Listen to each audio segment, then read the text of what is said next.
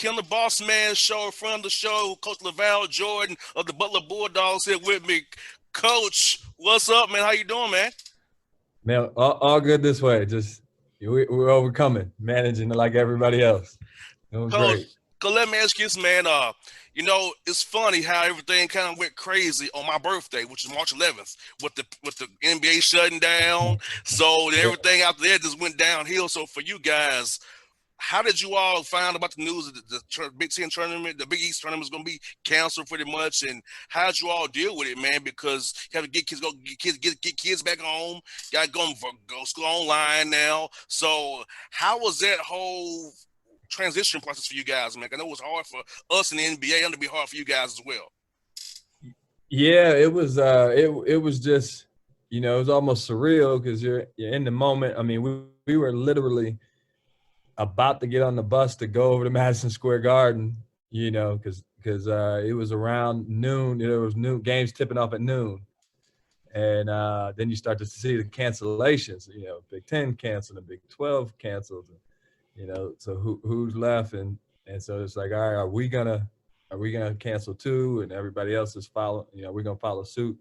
And our noon game actually tipped off Creighton and St. John's. We were the 2 o'clock game, and so we're preparing as if it's gonna happen. And then around 1 o'clock or so, right before we were about to hop on the bus to head over, it started to seem like, okay, I don't know if we're gonna actually play. I think that game got stopped. That game got stopped at halftime, so we had to meet with our team. But they were dressed like in uniform, Wow. and I'm dressed. We were kind of about there, ready to go get on the bus, and then we had to break the news to them. So there was a lot of emotion, just because, that's, then at that point it's like, all right, the Big East tournament's, done. There was still hope that we might still play the NCAA tournament, and we felt like we were in a good position to get in and the whole deal. But then so guys went, it's like, hey, go with your families, grab some lunch. We'll get more information and get back together here when we get more. And around about 4 o'clock, 5 o'clock, we had to have another team meeting to tell them, it's all shut down. And then, a lot of emotions poured out because you got seniors that, that's their opportunity is gone, and that's the end of their season. And so everybody was kind of hurting together on just it being over. So so you get through that, and now you got to get on the plane and get out of there. We were in New York, of all places. Oh yeah.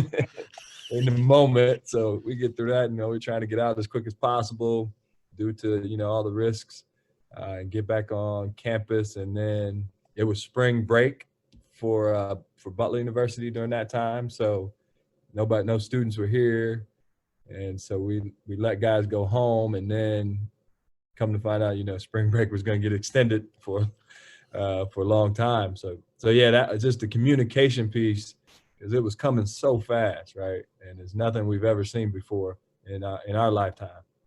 It was funny because you was in New York.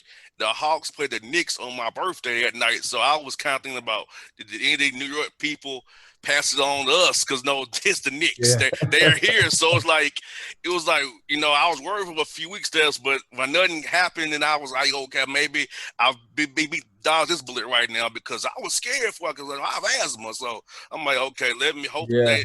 they didn't give me nothing, but thank God that worked itself out. But yeah, if you was in New York, I'll do with the Knicks. So it's like we kind of had a similar situation going on at the same time Yeah. there. And there was a moment right after we arrived, they told us all to, just quarantine at home for 14 days, just because we were just coming from that area, and we didn't want to. You just didn't know. We didn't have a lot of information. It was like, okay, so everybody's been walking around. People on the plane been walking around in New York City, and getting ready to go to the game. Now there's no game, but everybody's been out in public. So what do we do next, and what does that mean? So thankfully, there was no positive cases in our party, and everybody was fine from a health standpoint. Academically wise, I know your academic advisor really played a big role getting your young men to work from home there, because when you're used to being in class in front of your professor, to have to transfer to the virtual learning, right snap of a finger. The academic advisor had to really help them out a lot, especially their blackboards, and you all can watch it, of course, with blackboard, but having to get those young men to keep their grades up, take care of responsibilities academically while at home to their own devices had to be a little challenging at times. But knowing your staff there probably got young men they'll spring semester real good for those young men for you. Yeah, I think it was, you had a new level of appreciation for teachers and professors, right? Because shoot, my I've got three daughters are 12, 7, and 15, 12, and 7. So, we were turned into homeschool teachers and trying to facilitate the online and the remote learning stuff. And for the professors, everybody, faculty and staff, they're all trying to figure out how to, formulate something that would be able to do. So that took some time, for professors to get together, how they could, finish the semester, and then everybody's adapting to that plan. And for our academic people, advisors, and athletics, how to help support. And when normally you got a study hall or a study table, and you got tutors and resources here, but now everybody's at home and you're doing it all on Zoom like this, and trying to stay engaged. And so, yeah, that was a whole different thing that I think everybody grew comfortable with after some time. And now some people still have to do it, unfortunately, here in the fall semester. And so we've started that way for the first 2 weeks. And but at least there's a reference, it's like a new level of comfort, even though it's not what you want. But at least you know what you're supposed to be doing, you know how to access things, you know where to go, and how to communicate, since you're not in person. Now, Coach, for your young men's bodies, I know some of them probably didn't have hoops at their homes back home. So, strength and conditioning coach had to probably work overtime to find the young men ways to keep themselves kind of semi-quasi in shape without having a hoop and different plans, knowing that based on what they all have at home, because you don't want to get back to you and kind of start from scratch. So, how did that process go for you guys? Yeah, it is crazy. You're trying to figure out what you can do, right? We want to give guys a basketball workout, but gyms are shut down, especially back in, April, when we would be in our postseason before we release them to go home. May, guys don't have a gym they can get in. Guys, they start taking park baskets off the rims at the park. Yes. There's nowhere to play basketball. Like, if you're a cross country runner, you're fine. You just go outside and run and pick your distances. But you needed, weights and things to develop your body. And so, yeah, our strength and conditioning coach, Matt Johnson, was, working overtime to just come up with what we could send them, bands and things that they could use while they were at home. He was posting videos, and we had a team Instagram account where he was, just firing things to demonstrate exercises and show them, to come up with some routines. Because they're just so used, as an athlete, especially a collegiate athlete, you're just so used to the routine. Most definitely. Right? Getting in the weight room, get with one of the coaches, get a workout in, class and study hall, and you just regimented. And now you get home, and it's like, you didn't have to wake up maybe at the same time and have the routine. And so that was a big challenge, to say the least, just trying to get a routine for them, give them things that would keep them engaged during that time where we were apart. And then it became, usually we would get our guys here in the summer at the end of June for us. Newcomers come in, and other guys, returners, are back, and you get those, 8 weeks, 6 to 8 weeks you're allowed there in July, heading into half of August. And so that even got, we were all online for the summer. So guys were still at home, and you're trying to, now you got your newcomers that you want to get here, and, you have the introduction and the team building and team bonding and workouts, and get their fundamentals in place. And so now that all of that got delayed as well. And so those young guys that finish up high school that are so eager to come, Most definitely. can't come yet. So that was, all of that was just new challenges. And so many coaches, and you're on the line with other coaches, because nobody has a game plan for it, right? Nobody's got the playbook to say, oh, here's what you do when a pandemic comes. You don't got that. You don't have that one. No, it's like you just got to have a lot in your tool belt and your kitty as a coach, but nobody had the playbook for this one. No, most definitely. And it's kind of speaking to in those Zoom meetings you had. We have a lot in our country social unrest with all these different killings. So, how did you all address that with the team? Try to give your team the education about that and get them all ready to the vote and understand that they do have a voice, they have power, and get them to understand the issues of what we're going on around us. Because we've kind of had the pandemic and the social pandemic as well at the same time coming together. So, right here and right at our faces in 2020. So, how did you all kind of talk to your team about that, help them all understand what's going on in our country right now? Yeah, no question. We'll never forget 2020, right? Any of us that were, will live to tell about it. But yeah, I think that was, just being open and honest. We try to have that environment and that culture in any ways, Jr., where we can just hop in and have a conversation about real talk. We say all the time, hey, we don't want elephants in the room. Like, we're not going to be better men. We're not going to be a better team. We're not going to be better players and we got to have some humility about us to be able to handle the truth. Most definitely. And so, but when truth unfolds right in front of you, that it's a difficult thing. It's difficult for me. I'm sure it's for you at our age to process, what was going on, why something like a George Floyd murder would happen in 2020, and all the elements that resurface that come with that. So for me to process and then try to help our guys process it. They're Most 18, definitely. 20. They got different ethnic backgrounds and they're trying to understand. But allowing them the space to talk was kind of the first thing, to just open up and talk about how they're feeling and just unload and just listen and some of the things that were going through their hearts, their minds, and then keeping the dialogue going, and then starting to educate, where systemic racism and some of the things that go along with it and the history of our country. So we've had some real good Zooms with good use of it is sharing videos with them, from an educational standpoint, and then having dialogue about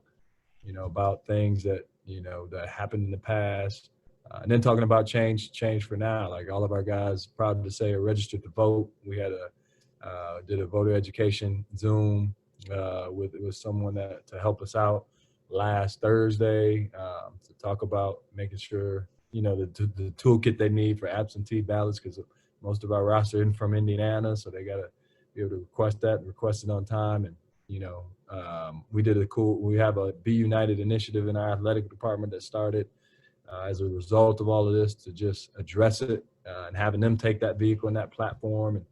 And did a crucial conversation. If your listeners hadn't heard it or seen it, they can check out butlersports.com. And there's a Be United crucial conversation where a couple of our players and myself allowed them to open up right here in the middle of the court at Hinkle Fieldhouse and just talk about a lot of the things that they're dealing with in this context. And so it's been awesome to see them kind of want to engage and be involved and want to seek change, and as they understand more ways of how they can do that and go about it through all of this unrest. And coach, I gotta tell my listeners, like, for me, I'm JR, but when I watch out my Atlanta Hawks gear, I'm just JR, a black guy in Atlanta. You know what I'm saying? You're just Laval, a guy in Indiana, in Indianapolis. So it's like, when we take off our gear, we're two black men and trying to live our lives the right way. And, we could go out, it could be us. It could be hashtag JR, hashtag Laval, because unfortunately, our country is not progressing much we thought it has, and I feel like we have to educate our young men and give them that background. Because for me, I've decided to use my show as a platform going forward, because I have a voice. I got to use it for good. You know what I'm saying?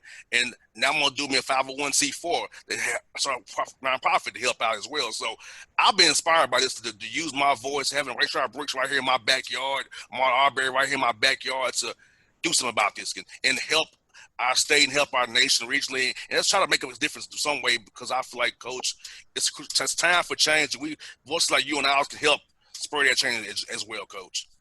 Yeah, no question. I think, and I've said this multiple times now, is some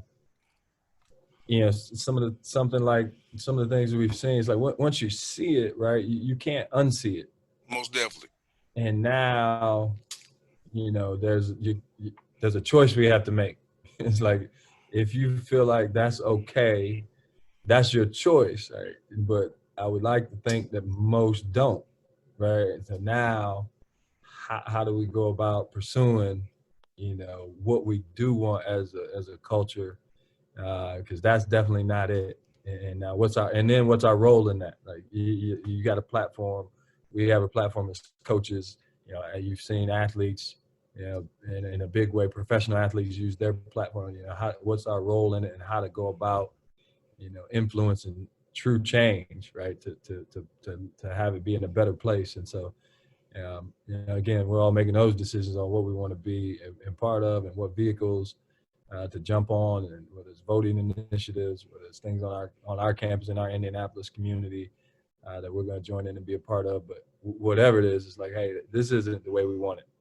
So Most let's definitely. all, and you're right. It's one of the most impactful things for me, Jared, was one of our Bryce Golden, one of our players who's not black, he's a white kid from Virginia. He called me a few days after to check on me, which was really impactful. It's like, just, hey, coach, how you doing?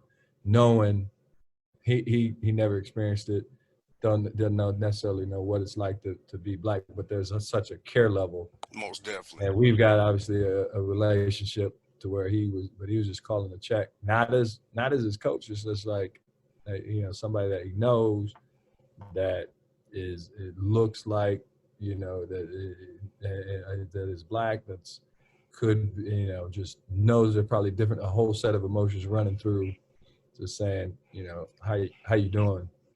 It was a big thing. And I think having those crucial, like I said, we had one winning amongst our team, multiple. There's one out there that everybody can go watch.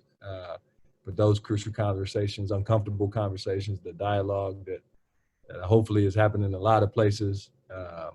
And let's be honest, like, if we're gonna be comfortable, we're probably not gonna change much. Most definitely. Right. So it has to get uncomfortable here and that's the thing about speaking up, using a voice, peaceful protests, like those things it's not comfortable for a lot of people, but it moves the needle to where we're going to have to do something different. What God said is, Coach, before we move on, my next question is, like, I've lost 4 sponsors since I've been talking about us and the system, what's been going on. I lost 4 sponsors, but I say this, Coach, like, you cut me off because it's not the Hawks, Braves, or whatever you want me to talk about, but talking about my people, you cut me off. So it tells me all you know about you as a company. If you're gonna cut off, sponsorship because I'm saying stuff that you don't want to hear, what makes you uncomfortable. So it's like, wow, really? Talking about real life stuff is an issue for sponsors, I see. So I was like, it took me back, but I'm like, shouldn't be surprised, because everybody's not with the movement, of course. Everybody does not want change, but we still be about the change. Those who push back against it, we still got to be about it and fight against that, and still push the right message to help out the right people. So when one person hears it, tell somebody else, we can get something going and get their ball rolling that way, then we will have some change eventually down the road here. Yeah, no, exactly. It's it can't be status quo. That's for certain. And it's like the thing I tell our team there about culture is, if you have a culture, everybody doesn't fit. Right, that's the beautiful part of it now, and is like, if it fit everybody, well, this culture that we want is like, we're all human. We're all the same under God, created in the image of God. That's what I believe. So it's like, well, that makes us, one. And now, Yes, how do we indeed. keep growing toward treating each other as such, and putting systemic policy in place that hold people accountable when they don't, and having the opportunities be as such. And if you lose a fan, or if you lose it's like, hey, that's their choice, but this is a human Yes, thing. this is right and Bigger wrong. this is bigger than that. Now, Coach, let me ask you, how's recruiting been via Zoom? I know that's been weird for you guys. We have to recruit via Zoom, and probably doing like campus tours as virtual via Zoom. So, how was that new wrinkle to recruiting being this time around for you?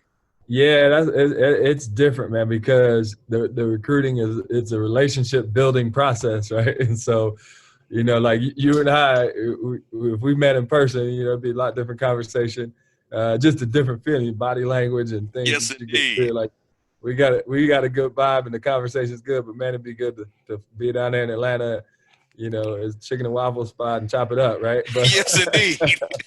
it's just different. But we've adjusted, and I think kids have adjusted. Parents, and you know, the fact that they can't have 2 feet actually on the campus at the current moment.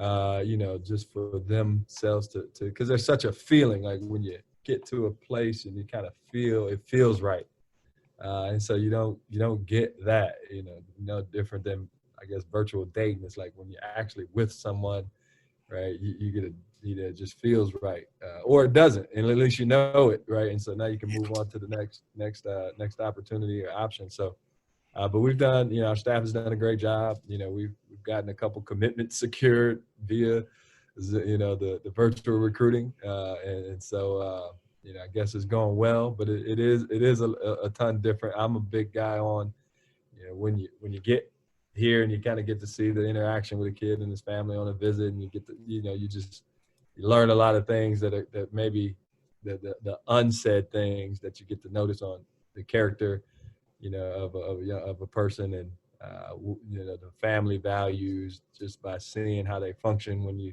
get to spend, you know, up to 48 hours together on a visit, or we get to go have contact in their homes or in their schools and kind of see them in their environment. And, you know, we just don't get to do those things right now. Oh, definitely. Because I can say, I was playing for the Final Four. I was having all you all in town and having you come to the studio and coming for Oh interviews. man. Yeah, I was getting ready to make texts and phone calls. And, hey, if you're in it, okay, I get it. If you're not, come by. I had it all mapped out. Have everybody come by the studio for at least 10-minute interview with me, but fell through Oh on me. man. I Do know the we had our guy Kamar Baldwin from Winder, Georgia, right down there. He was a senior. He was like, he's gonna go down as one of the best ever. Put the Butler uniform on. He was ready to try to make it to Atlanta. He was ready. Yes, indeed. And coach, another one I got for you, man. Non-conference schedule. I know it's been hard for you guys trying to probably get games done, not knowing if non-conference don't really go down because of the virus and stuff. So, how's it been trying to get games? Because I know a lot of schools haven't released their schedules yet because they don't know who they'll be playing non-conference. Even be a non-conference schedule. So, how's that been for you Yeah, guys? we've got agreements and contracts that agreed to, you know, earlier prior to the pandemic hitting and leaving this uncertainty in front of us. Now it's just a matter of what's the season going to look like, and if we're going to be able to follow through with, you know, with those agreements or not, and if not, how do we adjust? And I don't, you know, we don't have those answers yet either, because we're trying to figure out when we actually be able to start a season. You know, I obviously, if everything goes like normal, you're talking November 10th. You know, we're going to tip off and play the first game, but you know, is that going to be possible?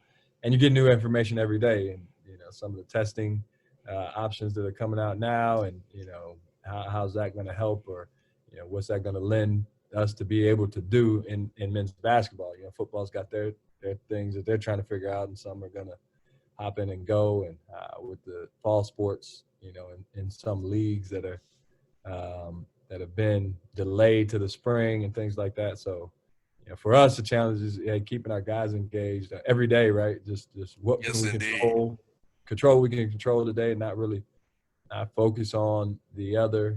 That's going to be somebody else's job, to medical experts first and foremost, to figure out what's safe and what's doable. And then we'll adjust, you know, as they give us information, boss, on when we can do what. You know, I think that's the game, right? It's you know, as I told our guys, like, hey, basketball is a game of adjustments. Got that so right. so now, yeah, and it's a life. You know, you learn a lot of life lessons. So now we're gonna have to adjust and just be ready. You know, that one of the things we talk about all the time is, hey, the time to be ready is not the time to get ready. So right now we can get ourselves as ready as possible, whether we got a basketball hoop or not, through the summer to try to train. You know, now whether we can get 10 guys out there at a time or not, maybe we can only do 4 at a time, but you know, do everything we can to get ready. So when that time comes, you know, we can get out there and have our best version of ourselves on display. That's one of the Gaffaway coaches. This man, let's talk about Coach Thompson, man. He has passed away, and you're in the Big East Conference, man. And you play at Georgetown twice a year, and he got Patrick Ewing, one of his players at Georgetown right now. Let's talk about what Coach Thompson to game of college basketball, what he means to the Big East Conference, what he's meant to you personally as a coach as you've grown into your role. Yeah, that was you wake up in the morning and you did not expect that news. Obviously, you had over the weekend, you're talking Lute Olson and Cliff Robinson and Chadwick Boseman, and then, Coach John Thompson, and you're like, man, you just and as a young kid, I'm 5 years old in '84 when Coach Thompson won the national championship, and 10 years old in '89, I was born in '7 when he walks off the court for Boston College, and Allen Iverson, and you got those legendary players that have come through there, and now sitting here in this seat and having a whole different perspective at 41 years old, and thinking about, you didn't really know at the time what you were witnessing, and Most definitely. and what he was doing now, having transitioned to this point. It's like, man, the opportunity that I have to sit here as a black head coach in the Big East Conference is because of John Thompson and the opportunities that he fought for so many coaches, for so many players, and minorities, and what he stood for, and not being afraid to stand and vocalize, and even if it meant, he had to sacrifice, or take any type of backlash, and he wasn't afraid of it. He wasn't afraid of that responsibility and that obligation. And so just knowing he's a legend, right, an icon, like somebody that transcended the sport, and he'll be on the Mount Rushmore, should be, on the Mount Rushmore of college basketball for more than just winning the national championship and being the first black head coach to win the national championship, but for more than that, which that's a big deal. But obviously for impacting, so many way beyond that. You look up now, and the Big East has 5 black head coaches out of 11 schools, which is more than any other conference in the country. And just the equality to have those, the fight to have those opportunities. That you wouldn't be here without John Thompson. Coach, I gotta tell you, man, I watched you on FS1 and Fox Sports, man. You have some bad suits, my man. You clean on the sideline, man. You clean on the sideline, bro. I was like, hey, Coach Jordan, clean as he want to be over there, man, coaching them up, man. Hey, out of all the things I had to think about on game day, my wife handles that one. I'm thinking about Villanova or Georgetown and all of the opponents. She takes care of that. So my wife Destiny, that's give her a little love and a shout out, because she takes that one off my plate. Great job, Destiny. You doing a great job, man. Hey, you be clean, man. I be watching it, man. My man clean on the sideline, boy. He coach these boys up, boy. He doing it clean as he want to be. I appreciate it. Hey, man. Hey, Coach. Good to catch up with you, man. And I hope you get to Atlanta real soon, man. I'm about to travel again as I come up to Indianapolis to see you guys, man, because I know Coach Ram wanted me to come up there as well, IUPUI. So I'm like, I got to get to see both of you, man, real soon. But as soon as everything chills out a little bit, I hope to get back on the road and know what the Hawks going to do for us in the NBA. That I can definitely plan to make some trips up there to see you guys, man. Yeah, for sure, man. We definitely have to do that. I know you got to be enjoying Trae Young down there. He's good. I remember trying to recruit him when I was at Michigan. He's good now. Hey, ice trade the game, baby. We're glad we got him. Yeah. Hey, yes, indeed. Well, Coach, man, hey, be safe, man. Be easy. Hope to talk to you real soon. And best of luck to you and team, man. Hey, thanks a lot. Appreciate you having me on. All right, that's Lavelle Jordan on the Bossman Show. Sally Beauty's new all-in-one hair color kits make it easy to color your hair at home. Get everything you need to color for beautifully radiant results. Loved by professionals, open to everyone. Sally Beauty. All right, folks, back in the Bossman Show. About to cover some Pacers basketball with Scott Agnes of Fieldhouse Files. He's a free agent right now. Scott, what's up, brother? Hey, good to be with you. Glad basketball's back, and we have some good playoff games going on right now, so can't complain too much. Yes, indeed. Well, Scott, I want to talk to you about the Pacers, man. I thought they did good as they could, considering all things, man. They competed against Miami very hard, and they gave Nate an extension of a year, then they fired him 2 weeks later. So I had to talk to you. So what led to Nate's firing, man? Yeah, so there's a lot there, and going into this restart and all of that.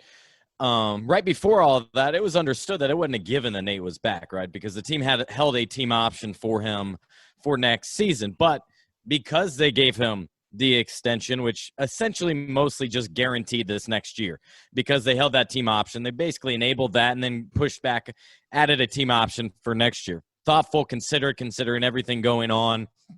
And I figured in this pandemic time, when you don't know when the season might restart, talking about next year, why wouldn't you want some continuity? But ultimately, there's several things that led to this. It was the fact that they got swept yet again. He hadn't won a playoff series as Pacers head coach. In fact, he's like 3-17 as a playoff coach. Now, you should throw the context in there that he's also, except for this year, always been the underdog. They've always been counted out. Now, while they were the underdog this year, that was just by their seeding. They were 4, Miami 5. But realistically, I don't know of anybody that predicted the Pacers to win the series. However, that said, even with the parts they had and with good coaching, they should have won at least a game, maybe 2. And so ultimately ownership, and more so Pacers president Kevin Pritchard, with whom Nate's worked with for 11 years, said, all right, enough is enough. We got to stop settling for mediocrity. Let's make a change. So while it was surprising, there are some understandable aspects to it all. And Scott, I feel like you said, Nate, considering all things, didn't have his full roster, injuries, all that stuff. All those different years is always something. Even when he played Cleveland, he only lost all 4 games by 16 points. So I feel like he took the talent that the Pacers gave him, did what he could with it. Now, I get getting swept is bad, but he did take LeBron James to 7 games. And, I think he maxed out that roster, if you ask me, looking from an outside perspective. I thought he did incredibly well during the regular season, but it just came postseason time. It was very underwhelming, I think is the best word to describe it. It was as much how they lost as it was that they lost. Most definitely. And Victor Oladipo, I read a report on hoopshype.com that he wants out. You're around that team. How true is that Victor wants out, and that Victor played? I think he played because he wanted that money. He didn't want to not lose that money. That's why he played in the bubble. But what are your thoughts on Victor, and will the Pacers have to look to move him and get something back for him, rather than him leave for nothing after next season? Yeah, so there's a lot of layers to this. It's not as simple as wanting out or wanting to stay. For one, he wants the most money and an opportunity to win, and his best contract situation, just from my financial stake, was not to sign an extension last fall, which he was eligible for and the Pacers wanted, not to sign one this summer, which he's eligible for and the Pacers want. It's to wait till next summer when he's an unrestricted free agent, so you have bidders. So any team can come after him and make offers. Now, the Pacers obviously own his bird rights, so they can offer him kind of an extra year ultimately, and that's more guaranteed money. So from a dollars and cents standpoint, I think personally this is something that he's got to consider. He's, 28, 29. He's coming off a traumatic injury, and I don't know how comfortable teams are going to be wanting to throw out, say, a max contract and pay a guy $35 million at your age 34, 35. And if he doesn't, and I've already said this on my own podcast and other places, if not, he sure as hell better get insurance to protect himself if the worst does happen this year. In terms of does he want out or not, again, a lot of layers to it. I think there's more intrigue with those around him about what they could do in other markets, talking about fashion, endorsement deals, just a better lifestyle, on top of the fact that the Pacers have not had postseason success. So there's the lack of postseason wins and the intrigue about what it could provide elsewhere, because we know Vic has all kinds of interests in music and fashion, and he even appeared on The Masked Singer and things like that.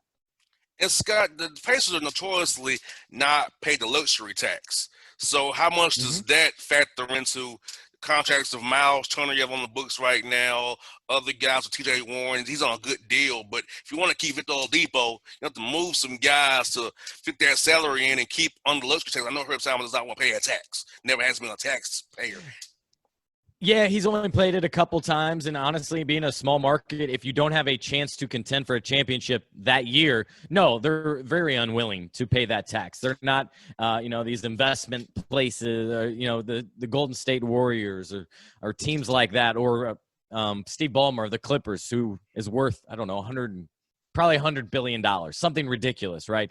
So that's just a rounding error for them. For the Pacers, it's not. I mean, his fortunes build up in malls, and guess what people aren't doing right now? They're not going to malls. So that's complicated and all that. But for Victor, yeah, you're right. They would have to move someone down for next year when it would kick in, presumably, if that's when it came to be that he wanted that extension and sign a new contract, because you have Brogdon at $18 million. You have Miles Turner at 18, and starting this next season, Domantas Sabonis will be, I think, right around 19 per year. So they couldn't tie up in Indiana. You cannot tie up $100 million of, say, $119 million cap on 4 players. It just doesn't work.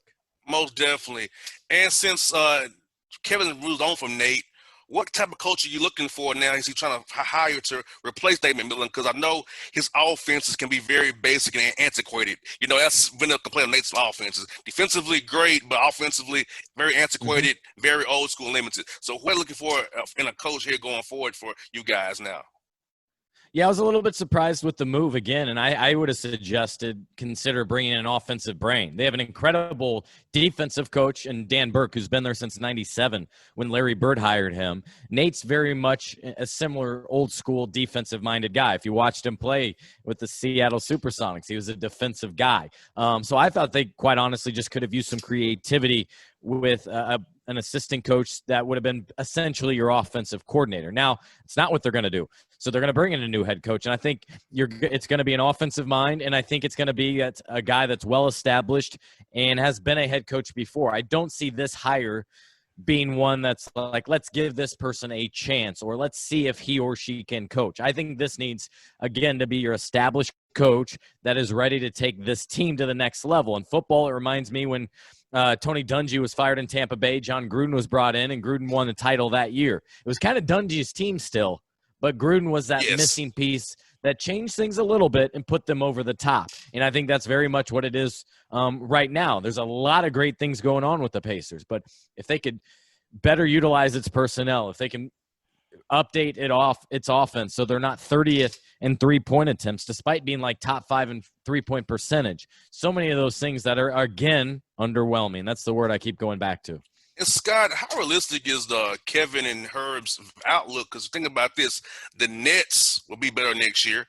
So do you say the Pacers better than Nets? I don't think so on paper. So it's like if you're still looking at 6 to 8 range, if you ask me honestly the truth about the Pacers roster as it stands right now. So expectation with a new coach is going to be takes over the top. But looking at the Eastern Conference, it's kind of like they're still kind of that little zone of 6 to 8 still, even when you add up the Nets and the Sixers maybe being better next year.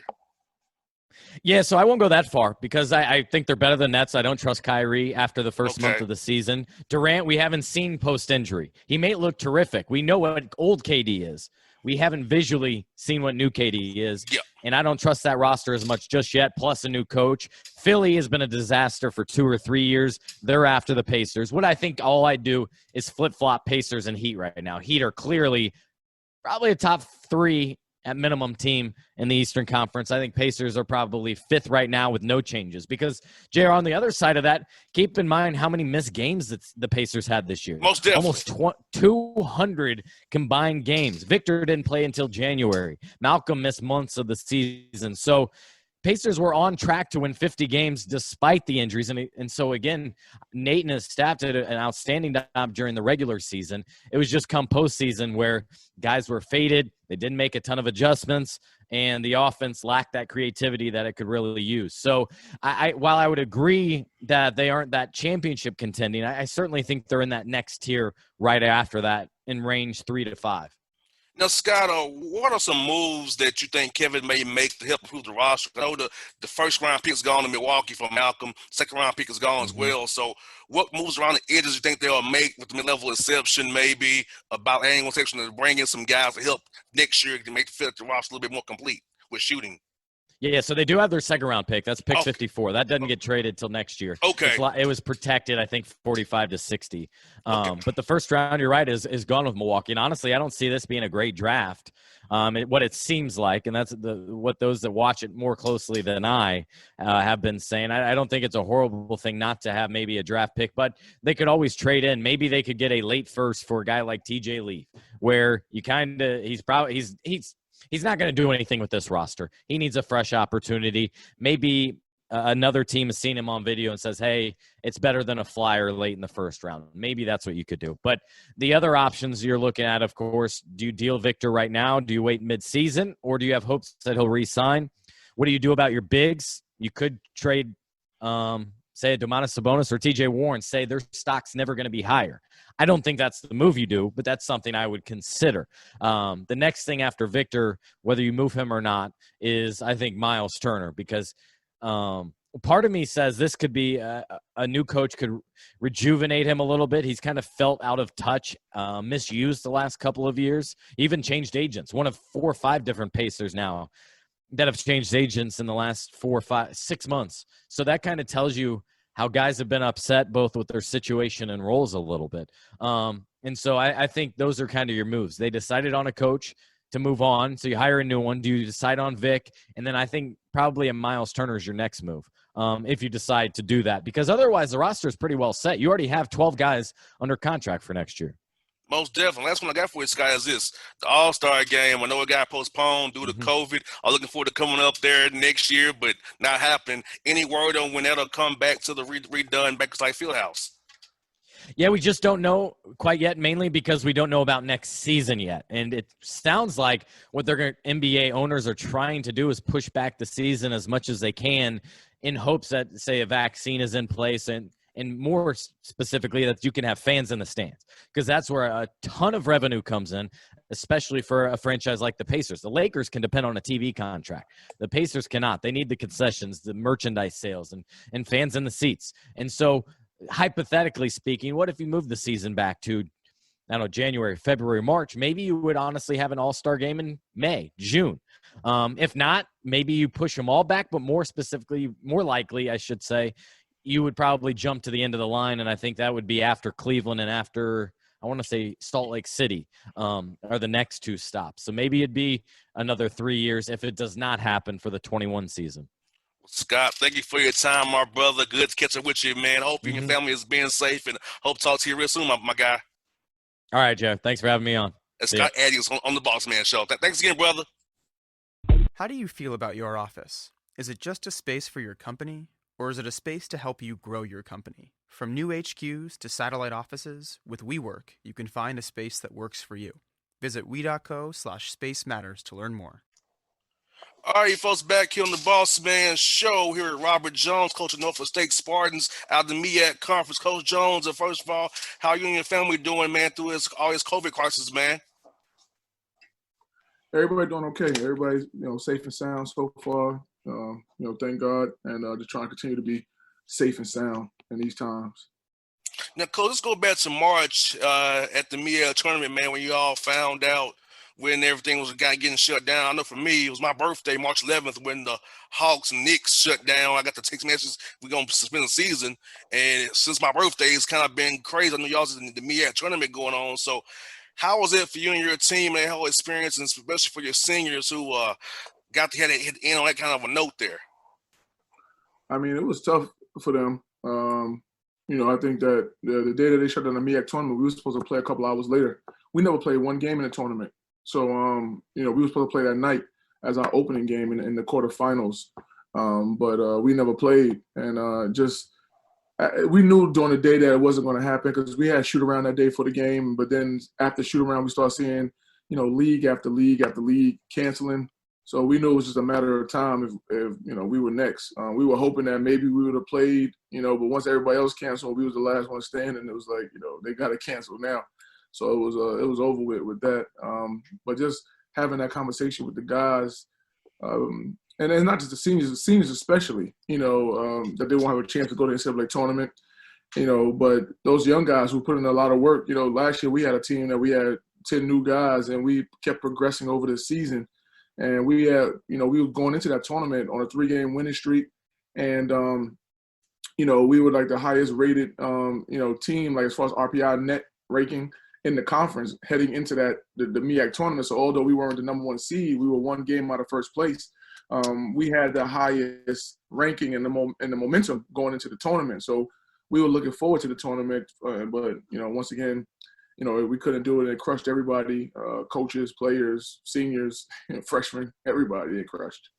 And I know this played a big role for your academic advisor, because getting guys going to be from on campus to now going virtual, that transition had to be hard for some of the guys who are used to that structure, being on campus with you guys and that flow of study halls and the help you have on campus. So academic advisor played probably a big role in getting your young men to do the spring semester and the summer here as well. Yeah, definitely. I think them and us, we had to make sure we keep up with these guys too, because now, like you said, it's not, it's easier when a kid knows that if he misses class that you might go run him, outside or a track or something like that for missing class, but it's a little harder when, if he misses something and he's 500 miles away from you. It's a little tougher to try to have that same punishment.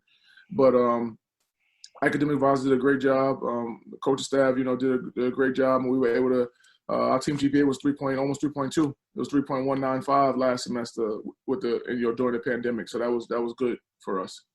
And that just shows how your young men, are responsible and accountable, because, it's easy during that time to get back home. Like you said, coach, and know where did me, I can not do an assignment, even though you probably show up on Blackboard still, but, the accountability factor is not as there because you're not on campus. So if you're a young man to come through that strong for you like that with over B average, man, kudos to them for sure. Yeah, without question. So it was definitely a good semester for us. Academically, it was a good semester. Now, Coach, so with the guys being at home, I'm pretty sure your strength and conditioning coach played a big role too, because, guys not made to get to a hoop.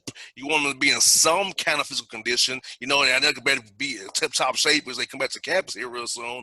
But it's like, how did that go? Trying to keep guys, give them workouts, kind of do stuff where they don't have a hoop and in the home and walking and running, stay in some kind of shape during this whole time of shutdown. Well, the strength and conditioning coach has been very influential in setting exercises and things like that. We've also set up something ourselves. We use the Nike Run Club app, that is free, and we put up challenges, whether it's this week do 5 miles, this week do 3 miles, whatever the challenge is, so we can know that the guys are doing something and they have to record it, in the app. I guess that's free knowledge to any coaches out there that's trying to figure out a way to, keep their guys in condition. You can use the Nike Run Club app. So that's that's for free right there, that little tip right there. So we've used it, and just to keep the guys something going. You got to keep them in some kind of shape. They're not going to be in the shape that they should be in exactly, but you don't want them to get so far out of shape that's going to take forever for them to get in shape. Most definitely, Coach. During this time, Coach, I know you probably had to talk to you guys about being responsible, saying no when you want to say yes to certain things, because, it's once beginning accountable as a team, because, if you only got to get too sick or get a family member because I want to go out and have some fun or the barbecue or whatever the case may be. So how have you been trying to stress to your guys that about, even though you're young, this thing can still bother you and cause you some lasting damage if it's not taken care of properly? I mean, that's the toughest part sometimes, because these kids, sometimes young kids, they're invincible to what's going on, and you're not, COVID affects people of all ages. Of course, it does affect people older, a little different, but it does affect people of all ages. All ages, people are getting sick. All ages, people are dying. So, you're not oblivious to it because you're 18, 19, 20 years old. And I think some of these young guys think that. So we've been just trying to be conscious as far as like educating them on how serious this is. Like I tell people all the time, like I'm not necessarily running from the disease, but I'm not scared of the disease, but I'm not running to it either, though. And stuff like that. So I wear my mask. When I'm in public places, I encourage them to do the same. I got my hand sanitizer. I wash my hands. I do everything that I'm supposed to do to try to avoid as much as possible the disease. especially like you said, like right here in Atlanta, like Georgia State's quarterback's out for the year with the heart issue that he had from COVID-19. So, like guys their age are affected by. You know, I know some of the Big Ten had a report saying about the biggest fear about guys who had asymptomatically was the heart issue, still the heart muscle enlargement. So, and that can affect the guy right up down the court or the field. If your heart's a little bit enlarged, that can end badly for you. So I hope the young men out here listening to the show today will understand that, hey, even though you're young, it can still have a lasting effect. If you don't have any, quote, symptoms per se, it's still doing something to you internally. Yeah, without question. I mean, that new thing that they're finding out about the heart, you know, even though, you said, you can walk around in the actual COVID, you're not coughing or you're not, lost taste or smell or anything like that, but then the long-term effect with the heart disease is a scary thing. So, just trying to make sure everybody is as safe as possible. We realize that probably throughout the course of a year, and we hope that it doesn't happen, but, someone might catch it, unfortunately, because that's just, so easy to catch. But we're trying to do everything that we can to educate the guys on precaution, and also precaution once they, get around other college students, that are non-student athletes, just trying to have them be the ambassadors to let people know, that to make sure you practice the safe protocols, because it could affect everybody. And, selfishly, of course, it could affect the student athletes, tremendously. And Coach, looking at, everything here with recruiting wise, have you been expanding your reach? Because everybody's using Zoom now, so have you been able to get into different areas now, not having to travel? You can just Zoom them and show them like the campus virtually now, talk to the family virtually here. So how's that Zoom recruiting been for you guys, and how's it helped you in your future classes here coming up?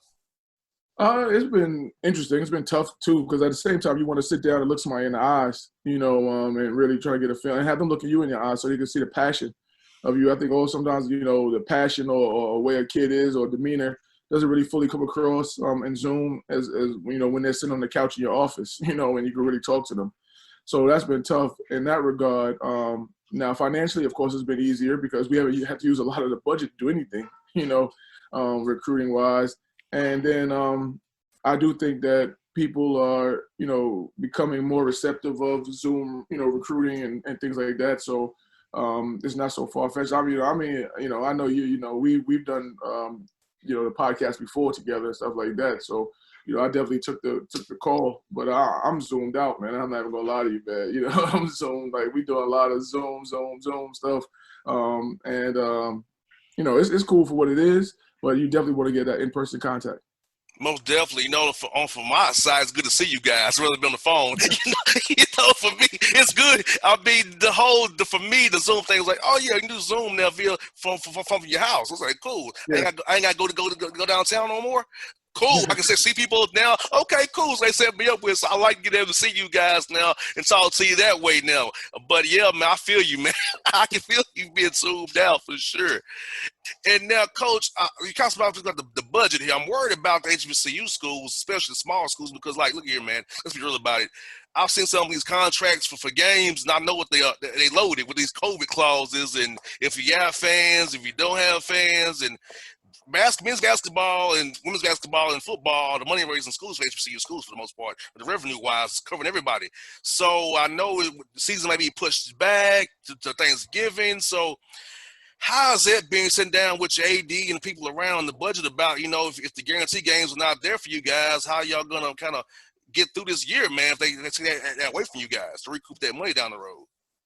I think credit to, I know I'm not quite sure what a lot of other places are doing, and I know there's, different places doing different things, but credit to our institution, I would say, is that there is institutional help to get through this year, because they understand that athletically it's going to be a deficit. It's probably going to be a big deficit athletically.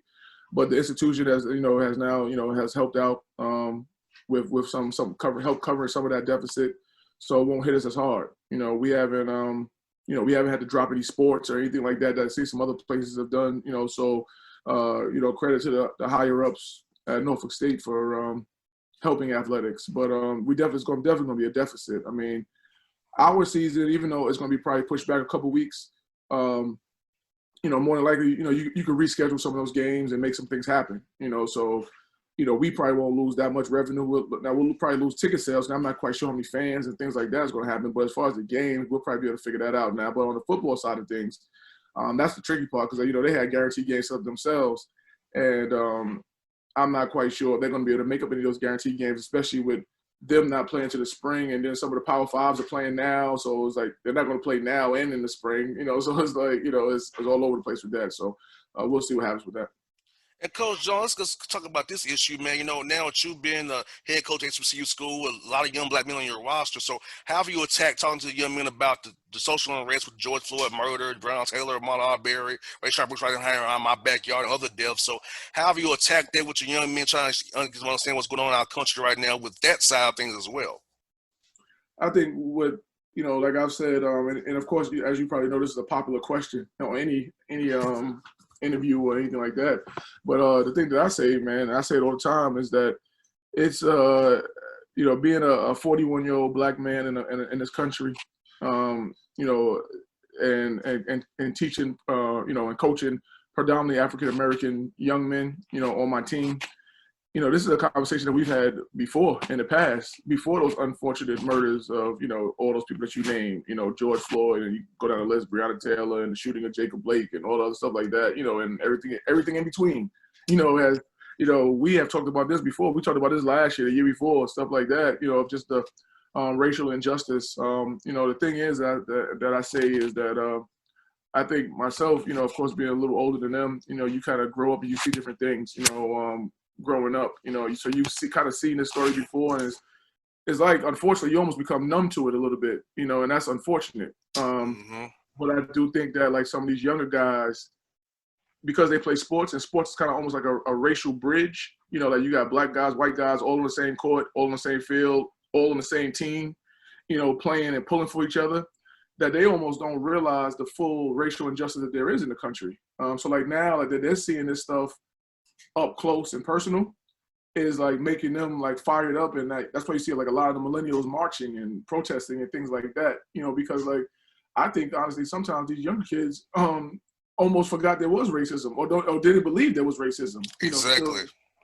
So now that they see it in the forefront, with the technology of camera phones and other recording devices, they're like, wow, that really happens? Like they was like, they're almost oblivious to it. And then now it's like right there, and now it's like causing a big uproar among the younger folk, because like I said, once you get past a certain age, I think you become numb to it, because you've seen this story before. Like, it's unfortunate for all those people that you named, but we can go back 10 years and start naming more people. We can go back 20 years and start naming more people. So it's like, we've had these conversations before. So like, it's really nothing that we're doing so different in this day and age now with these guys than we haven't already talked about with other teams. Only thing now, we just try to make sure if they want to talk to us, we're able to, comfort them a little bit in this situation.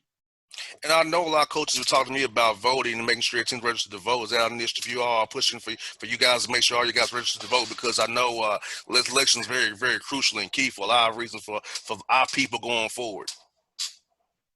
No, without question. That's one of our big initiatives. And I think we almost got everybody so far. I think we had like 88%, something like that. So we got a couple more guys that got to register. But, like I told people before, I'm not going to tell you who to vote for because that's not my job. But I do think that you've earned the right to vote. So vote for somebody. Go through the next couple months and decide what candidate, you want to vote for. I'm not, like I said, I'm not telling anybody who to vote for, anything like that, because I think there's flaws on both of those candidates, honestly. There's it could be perceived pros on both of those candidates too. So, you make your decision, but definitely exercise your right to vote, because your ancestors got you that right to vote.